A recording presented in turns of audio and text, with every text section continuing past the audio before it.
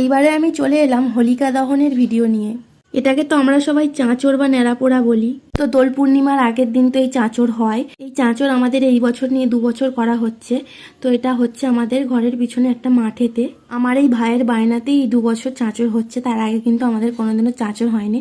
আর আমরা একদম ছোটবেলাতে জানতামই না যে চাঁচর কি। একটু বড় হবার পর যখন ন্যাড়াপোড়া সম্বন্ধে জানতে পারলাম, তো আমাদেরও খুব ইচ্ছা হতো ন্যাড়াপোড়া করবার, কিন্তু বাড়ির বড়রা কেউ এটা করে দিত না। আর ছোটবেলায় তো সম্ভব নয়, এত বড় উঁচু আর শুকনো খড় পাতা জোগাড় করে এসব করা হয়, আর ব্রাহ্মণও ডাকা সম্ভব ছিল না। তাই আমরা কি করতাম, আমরা সব ভাই বোনেরা একসাথে মিলে, মানে আমাদের পাশের বাড়ির সব ভাই বোনেরা মিলে ছোট ছোট পাতা জোগাড় করতাম, খড় জোগাড় করতাম, যেমন কাঁঠাল পাতা এইসব জোগাড় করে একটা জায়গায় জড়ো করে সেখানে আগুন জ্বালিয়ে দিতাম, দিয়ে আর ওই কবিতাটা বলতাম যে আজ আমাদের ন্যাড়া পোড়া কাল আমাদের দোল, পূর্ণিমাতে চাঁদ উঠেছে বলো হরি বল। তো এই দিনকে ন্যাড়া পোড়ানোর আগে তো আমরা সবাই মিলে মাঠে জড়ো হয়ে গেলাম, সব জোগাড়জাত হয়ে গেল।